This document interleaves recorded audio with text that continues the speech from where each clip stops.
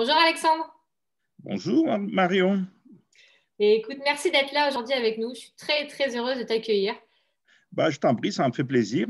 Je suis contente de pouvoir partager justement ton expérience et ton vécu au travers de ta super expérience de monter une entreprise telle que Sophia, justement, que tu as montée en 1989. Tout à fait. Ça a commencé en mai 4, de tête, un peu plus tard quand même, 89, oui. Mais en réalité, le vrai démarrage était quand même en début 90. 89, on a mis en place les statuts, mais on a démarré vraiment en début 90. Ouais. Super. Donc justement, vous êtes un sous-traitant qui donc fabriquait, développait, créait, conditionnait des produits pour vos clients. Et donc l'idée, c'était vraiment d'amener une plus-value cosmétique et dermocosmétique à vos clients. Et donc vous êtes un des sous-traitants les plus importants du sud de la France. Tout à fait. Tout à Euh, fait. En fait, oui, vas-y, pardon. vas-y, vas-y. Oui, tout à fait. En fait, à cette époque-là, il faut s'imaginer la période. Donc, on est quand même 30 ans en arrière. Le domaine des cosmétiques était un domaine qui était plus empirique que n'est aujourd'hui, parce que toutes ces règles, toute cette réglementation n'était pas encore en place. Et ceux qui faisaient des crèmes, c'était beaucoup plus simple. Hein. Ils disaient, je fais une bonne crème parce que, bon, voilà, j'ai le coup de main, je fais une bonne crème. Mais ça s'arrêtait là. Il n'y avait pas des aspects scientifiques, il n'y avait pas des aspects réglementaires. Et nous, on va dire, enfin, je veux dire moi, puisque c'était quand même un peu cette idée que j'avais, c'était d'amener quand même dans ce domaine, par notre démarrage, un aspect scientifique, technique, qualité, grâce aussi à ma compétence de scientifique, puisque je venais d'avoir un doctorat. Oui, parce que donc, tu as un doctorat en chimie. Voilà, j'ai eu un doctorat en chimie orienté biomédical et biochimie, on va dire, puisque j'ai travaillé essentiellement dans des applications de type plutôt médical, on va dire. Allez. Ouais. Donc, super. Et du coup, tu as beaucoup développé, tu as beaucoup investi pour développer aussi Sophia Cosmétique et avoir un développement important. Je sais que tu as beaucoup voyagé justement pour avoir des clients et avoir aussi une rotation internationale. En 2015, vous avez quand même déménagé dans des bâtiments qui font plus de 6 000 mètres carrés à Carrosse, donc dans le sud de la France. Aujourd'hui, vous êtes plus de 60 collaborateurs. Vous faites plus de 60% de votre chiffre d'affaires à l'étranger et vous faites 7 millions d'unités par an, ce qui est quand même pas rien, beaucoup même, on va dire, avec Oui, une vraie oui, logistique. c'est pas mal, c'est pas mal. En fait, si je devais reprendre un peu le voyage, les voyages, il est vrai que un petit peu, on va dire, animé un peu par un petit peu mes origines grecques, on va dire, hein, la Méditerranée, j'ai trouvé ça un peu le domaine naturel, on va dire, de prospection. Et c'est vrai qu'à cette époque-là, les sous-traitants tels que nous sommes, regardaient plutôt des donneurs d'ordre qui étaient situés en région parisienne, tandis que moi, j'ai plutôt voyagé de l'autre côté de la Méditerranée. J'ai ouvert des marchés dans toute cette partie-là, l'Afrique du Nord, le Moyen-Orient, les pays du Levant. Et c'était un petit peu on va dire, pour les années 92, 93, 95, il n'y avait pas beaucoup de monde qui faisait ça. Voilà. Donc, du coup, on a pu développer ce type de marché qui nous ont par la suite beaucoup porté, puisque il y a une accélération et la croissance naturelle de ces marchés-là nous a permis aussi on va dire d'avoir une croissance en même temps.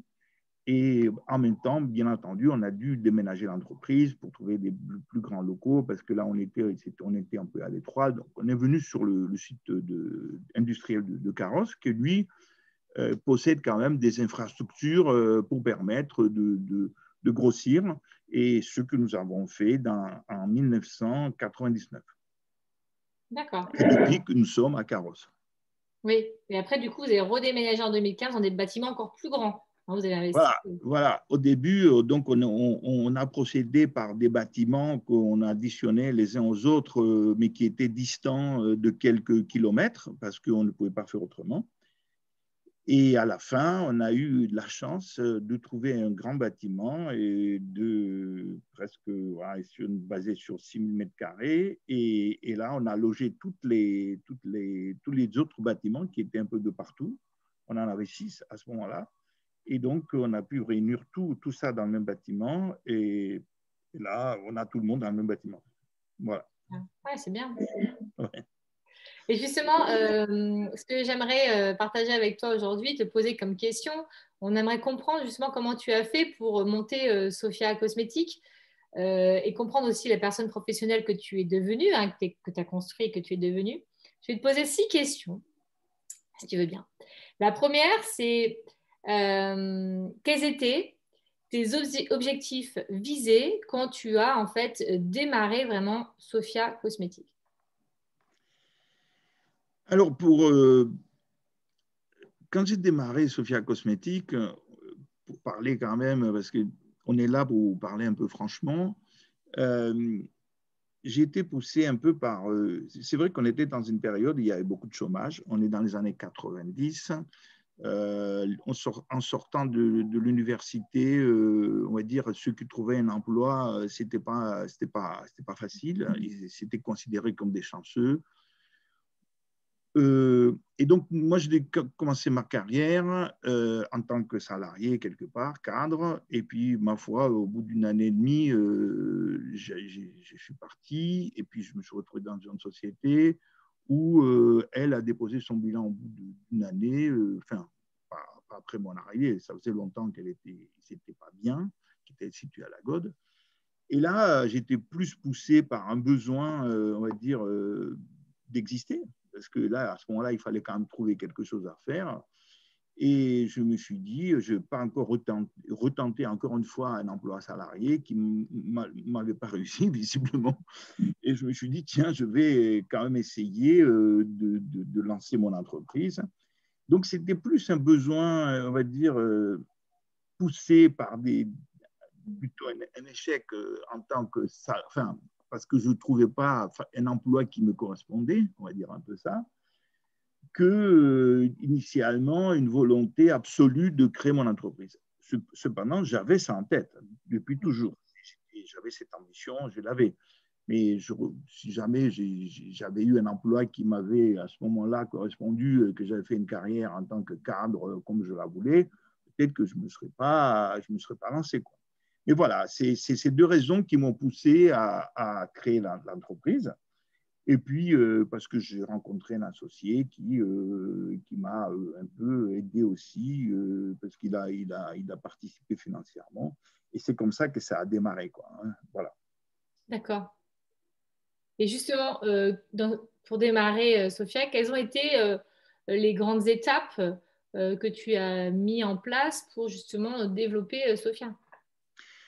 En fait, comme on n'avait pas d'argent, on n'avait pas de fonds, on n'avait pas d'investissement, on n'avait pas d'investisseurs, on a fait une croissance qu'on va appeler organique avec les moyens du bord, avec quelques prêts bancaires et avec beaucoup de volonté, beaucoup d'ambition et d'envie de réussir, hein. C'est-à-dire que j'ai commencé au départ par faire le tour de la région. Je suis allé voir des sociétés grassoises qui m'ont fait confiance pour fabriquer leurs produits. Comme je disais par la suite, j'ai commencé à voyager, à aller dans les pays de l'Afrique du Nord. J'ai fait des paris de ce type-là. À cette époque-là, je me suis dit, tiens, c'est peut-être l'occasion d'aller dans des pays où les autres n'y vont pas, parce que, par exemple, l'Algérie, ce n'était pas une époque où on allait en Algérie. On n'y allait pas. C'était quand même dangereux. Donc, je suis allé. C'est là où j'ai trouvé des clients, des partenaires très intéressants, très fidèles.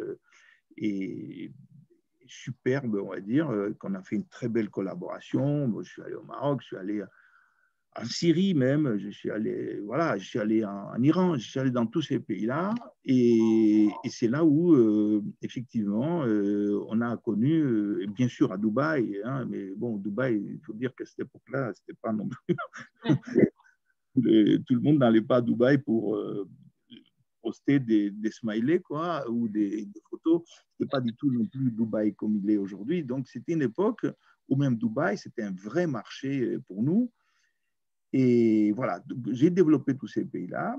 Et c'est ça qui m'a permis petit à petit de développer l'entreprise. C'était un petit peu cette idée-là d'aller dans ces pays-là qui étaient en croissance. Voilà un petit peu cette idée-là. Enfin, c'est là où je, la particularité venait un petit peu de ça, quoi. C'était Ah quoi? oui, évidemment. Il y avait un deuxième point qui n'était pas négligeable, c'était j'avais fait le pari de produits solaires parce que j'avais estimé que la protection solaire allait devenir un enjeu dans les années qui allaient venir. Et parce que je reviens quand même dans les années 90, et pour les plus jeunes, hein, à cette époque-là, dans les plages de Cannes ou de Nice, on se mettait ce qu'on appelle de la graisse à traire, juste pour bronzer et brûler, quoi. Mais vous imaginez qu'aujourd'hui, aujourd'hui, c'est considéré comme, comme un suicide, quoi.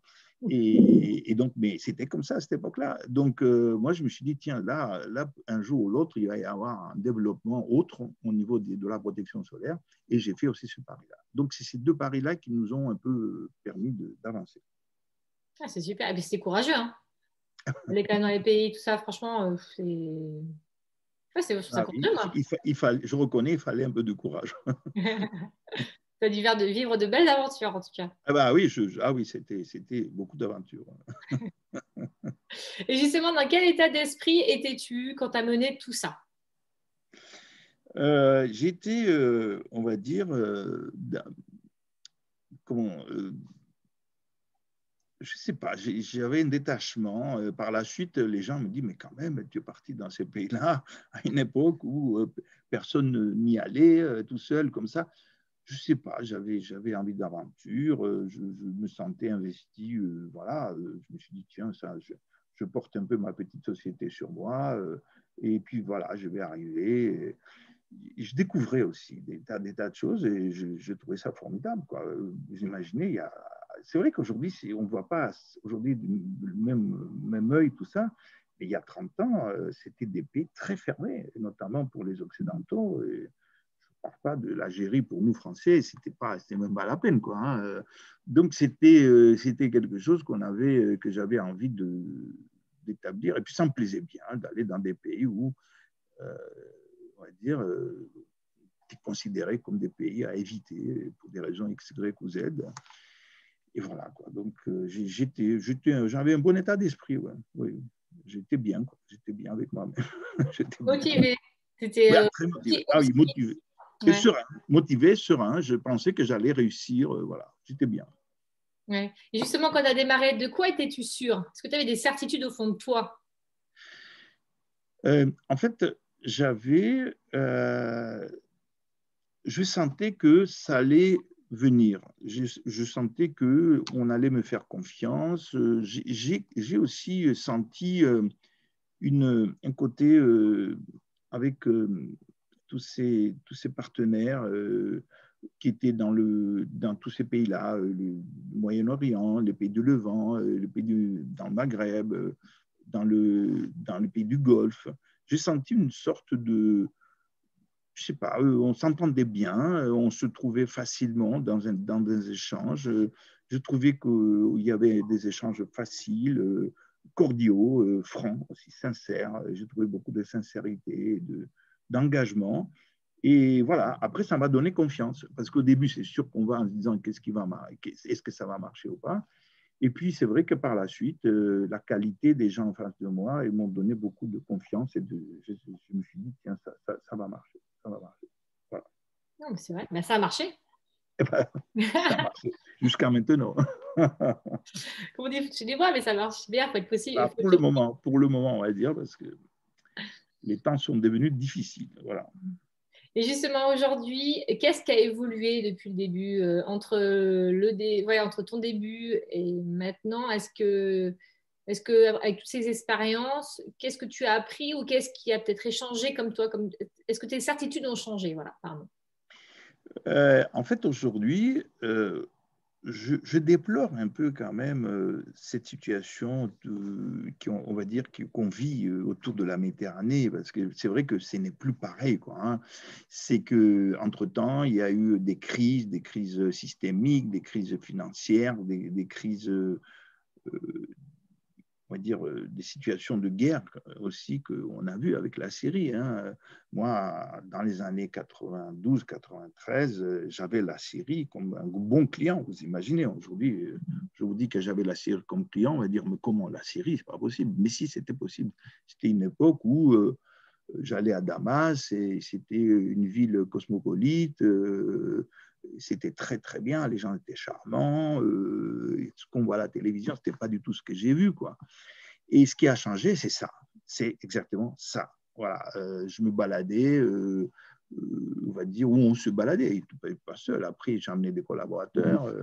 Je ne sais pas, il n'y avait pas d'appréhension. Tout était naturel, tout était voilà, différent. C'est vrai qu'aujourd'hui, dire que j'ai amené ma fille qui avait 15 ans à Damas et on se baladait dans les rues, voilà, ça paraît complètement fou, quoi, hein. Bon, mais c'était vrai, c'est comme ça. Ou même à Téhéran, etc. Donc voilà, ce qui a changé, c'est que entre-temps, cette région-là du monde est devenue plus complexe. Voilà, il y a eu ça marche moins bien qu'à cette époque-là parce qu'il s'est passé des tas de choses entre-temps, quoi, hein. Des difficultés économiques en même temps, des révolutions, des instabilités un petit peu. Voilà. Donc, pour le moment, cette région du monde, elle est moins en croissance qu'elle était à cette époque-là. Et qu'est-ce que... Du coup, je suis un peu obligé, de fait, d'aller un petit peu prospecter à Paris, ce que je n'avais pas fait. Ça ne marche pas si mal que ça, parce que finalement, on a une belle entreprise et quand les Parisiens, on va dire, nos amis les Parisiens arrivent, ils disent ah, bah, c'est super et tout. Donc voilà. Mais je n'avais pas prévu d'aller prospecter Paris, moi. Voilà, ce n'était pas du tout dans mes objectifs, quoi. Voilà. Et justement, donc, t'as appris quoi avec tout ça, en fait, avec tout ce parcours? Bah, j'ai appris que on est maintenant dans une époque qui est quand même très différente. C'est qu'on a connu, on va dire, peut-être depuis les années 50, 60 quelques années, 70 ans peut-être, d'une forme de continuum qui était, bon, mais malgré quelques crises financières, etc., bon, ça, malgré tout, ça allait. Et là, j'ai appris qu'il y a des choses qui changent de manière assez radicale. Je ne vous parle pas du Covid, hein, qui malheureusement a freiné beaucoup d'investissements, beaucoup de situations, qui ralentit un petit peu la progression des entreprises. Mais tout ce qui s'est passé avant aussi, des embargos sur un pays comme l'Iran, qui est quand même un gros marché. Donc, on a été obligé d'arrêter net tout ce qu'on faisait. Enfin, voilà, la Turquie, dont la monnaie a perdu 90% de sa valeur en quelques années. On était quand même un bon client aussi.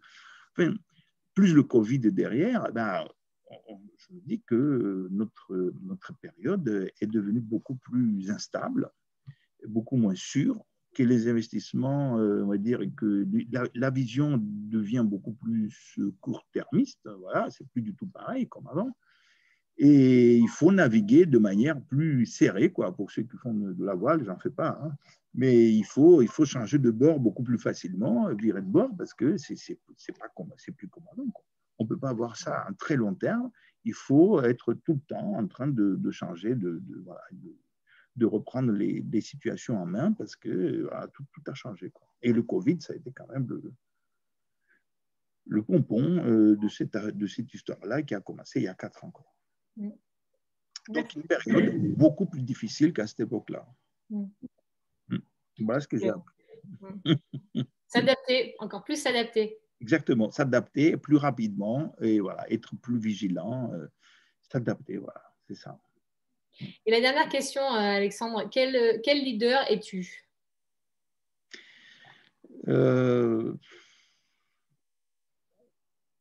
comment ça, alors, je ne m'y attendais pas à cette question-là.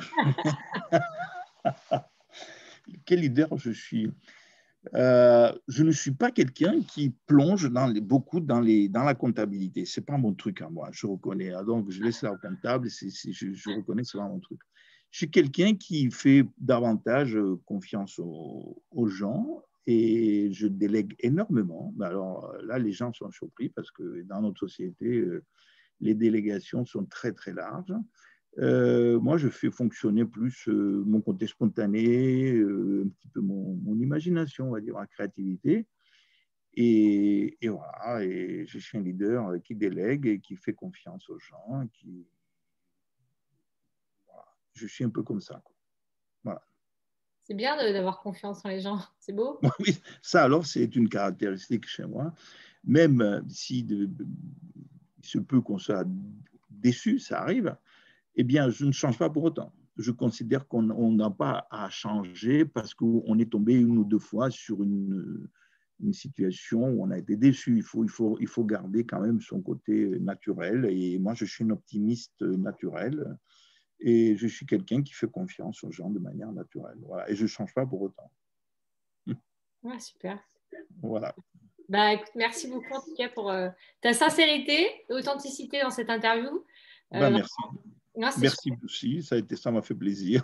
Ah non, quel parcours, franchement, je trouve ça vraiment chouette de pouvoir partir comme ça, d'avoir le courage de partir, découvrir aussi le monde, de se dire, bah voilà, moi je peux faire vos produits, quoi. Non, Et oui. je trouve ça vraiment chouette. Donc bravo à toi et à bah, toutes tes équipes, parce que je sais que vous travaillez durement pour continuer, en tout cas, et porter le flambeau. Si on veut te retrouver, j'imagine que tu as un compte sur LinkedIn et pour Bien Sophia, sûr. vous êtes aussi sur LinkedIn et vous avez un site internet. Bien sûr. Bien sûr. Voilà. Voilà. Donc, de toute façon, on aurait toutes les informations en bas de la vidéo, dans les informations. Et puis, ben, je voulais vraiment te remercier, Alexandre. Et je te dis à bientôt, en tout cas. Merci beaucoup, Marion. Ça a été un plaisir. À bientôt. Ciao. Salut! Merci. Ciao, ciao.